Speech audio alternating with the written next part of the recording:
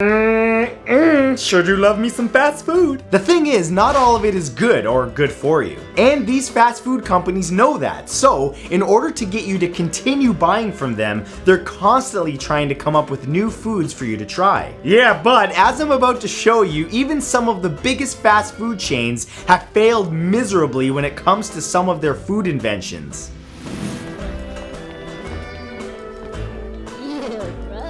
Here are the 10 biggest fast food failures ever.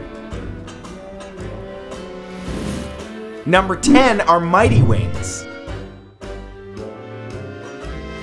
When people go to McDonald's, they're looking for burgers and fries, not pizza and wings. But believe it or not, the fast food giant has, on at least 2 different occasions, offered both of them, with the latter being the biggest flop of the 2. Introduced in 2013, McDonald's take on the chicken wing, which they dubbed Mighty Wings, were a huge failure for the company for a number of reasons. First and foremost was the price. At $1 per wing, these wings were far too expensive, especially for a bone-in piece of chicken that closely resembled a McNugget with less meat. Oh mom, these look tasty. It's a bone. They were also way too spicy for many customers to enjoy, which turned even more potential earnings away. I do remember these, but honestly I never tried them because mostly I only eat McDonald's when it's really late at night after a night out, and you know, no one wants to choke on a chicken bone after the club. Number 9 is seafood salad. For a long time, Taco Bell has asked its customers to think outside the bun in an attempt to draw customers from McDonald's and similar fast food companies. Now, although they've had their own grotesque Bell Beefer burger in the past, nothing quite tops their attempt at competing with Mickey D's Filet-O-Fish. In 1986, the chain launched commercials promoting their own seafood salad, mocking fish sandwiches as gross simply because they look too much like burgers. Yo, Taco Bell, you dissing my boy the Filet-O-Fish? That ish is delicious. But of course, Taco Bell's new salad turned out to be more than just disgusting, served with snow crab, shrimp, and white fish in a taco bowl. Even the few people with a strong enough stomach to order such a thing from a taco place, unfortunately was very disappointed with the seafood salad, which was quickly discontinued. Personally, I'm really glad this didn't catch on because the lyrics, "What she order, fish fillet," does not have the same ring as "What she order, disgusting fish salad from Taco Bell." Number 8 are Frescata sandwiches. In the early 2000s, Wendy's was facing some serious competition from Subway and their healthier sandwiches. But at least they made the right choice with their mascot, because Wendy turned out to be a lot better than Jared. So, in April of 2006, Wendy's introduced some new menu options, the Frescata sandwiches. These deli-style sandwiches offered meats like ham and turkey instead of the usual beef and chicken. They were also served cold without any heated ingredients, which the company initially thought would reduce preparation time.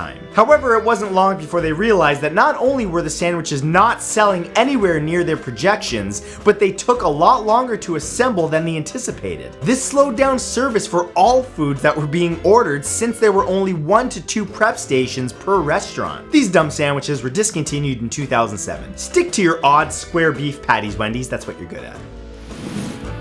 Number 7 are BK dinner baskets. When you think of fast food, you likely think of heat lamps and counters where you can buy your meal and carry it to a table yourself.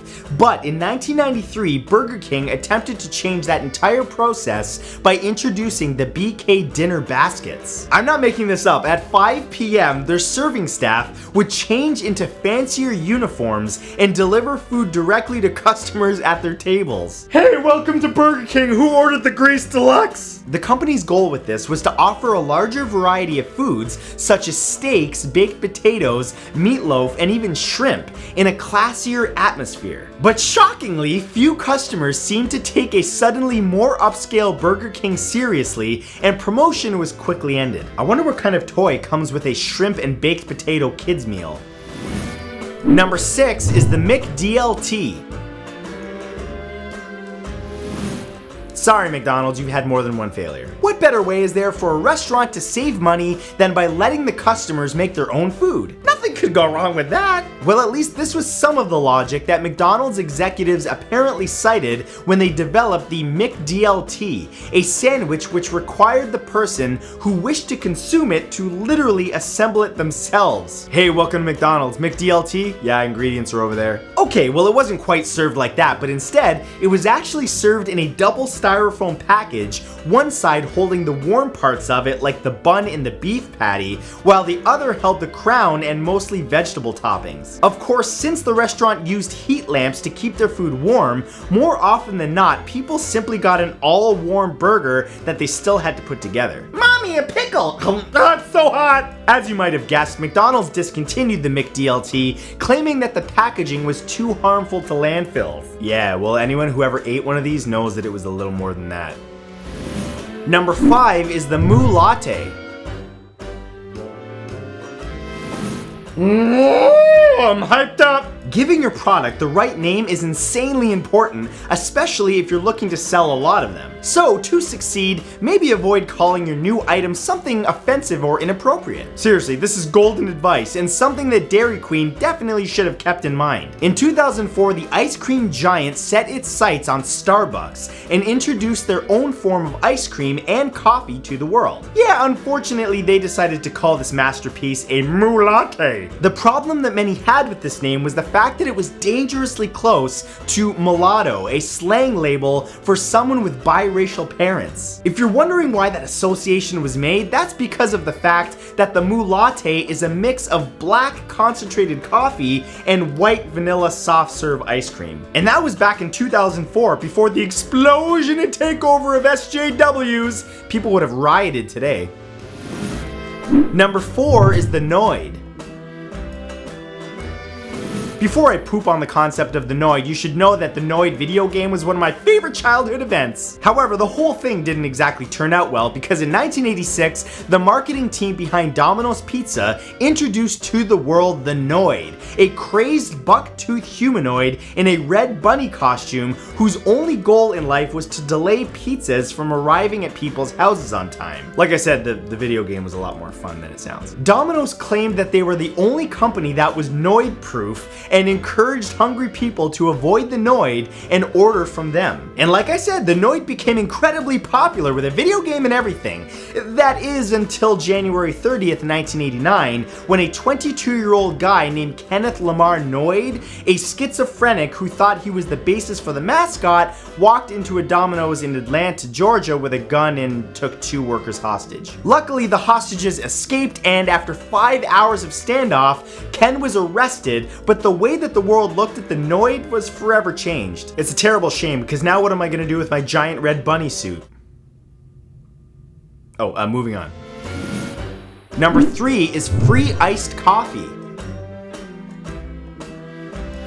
In honor of the company's 60th anniversary, Dunkin' Donuts really wanted to give back to their customers. Well, some of them anyway. On May 11th, 2010, the company franchise held Free Iced Coffee Day. A huge number of people across the United States got excited for a free beverage. Sounds great, except the only issue was that of the hundreds of Dunkin' Donuts locations, only 14 were participating in the promotion. Thousands of customers showed up at their local coffee shops only to be turned away or forced to pay for the drink because they didn't read the fine print in an advertisement. A spokesperson for Dunkin' Donuts said that multiple events like that one would be held year-round, but the giveaway understandably left many people unhappy. That's when they turned to Twitter and Facebook to let the company know that they messed up. Personally, I would not have wanted to be one of the workers having thousands of people come in half asleep like, ready for my morning coffee, brrr. Number 2 is the McAfrica. Oh, yeah, it keeps getting worse for McDonald's. Talk about bad naming and bad timing. Released in 2002 in most McDonald's locations in the country of Norway, the McAfrica was a promotional sandwich made of beef, cheese, lettuce, and tomato wrapped in a pita bread instead of traditional bun. The fast food company claimed it was based on an authentic African recipe, which didn't help them at all when the announcement of the new sandwich was met with public outcry worldwide. While people in Norway, a rich country, were spending money on a food named after them, more than 12 million people were facing a famine and starving in South Africa. McDonald's was quickly accused of extreme insensitivity, but incredibly, though the entire ordeal was a PR nightmare, the company tried to relaunch the sandwich again in 2008, only to be met with similar hostility. Hey everybody, the McAfrica! No? Okay, well, okay, and everybody, the McAfrica! And number 1 is the A1 Halloween Whopper. In October of 2015, Burger King unleashed the A1 Halloween Whopper on the United States. Served on a black bun, the otherwise typical BK sandwich had plenty of promotions to push it, all of which claimed that the reason for the bread's color was A1 sauce being baked into it. However, while the burger went down black, it came out very, very green. Hashtag green poop began trending, and experts started asking how A1 sauce on its own could possibly cause such a change to occur. By the way, if you've made it this far through the video, make sure you tweet me, hashtag green poop! Burger King eventually announced that they were using an amount of coloring that was common in the food industry and within the FDA's approved limits for daily intake. But unbelievably, many decided to actually go buy the A1 Halloween Whopper after learning of the effects of all the after fun. But obviously it was discontinued and never brought back. And that's it. If you enjoyed this video and you'd like to see more like it in the future, subscribe to my channel and turn on notifications for my new uploads. Thanks for watching, and I'll see you in the next one. Bye now!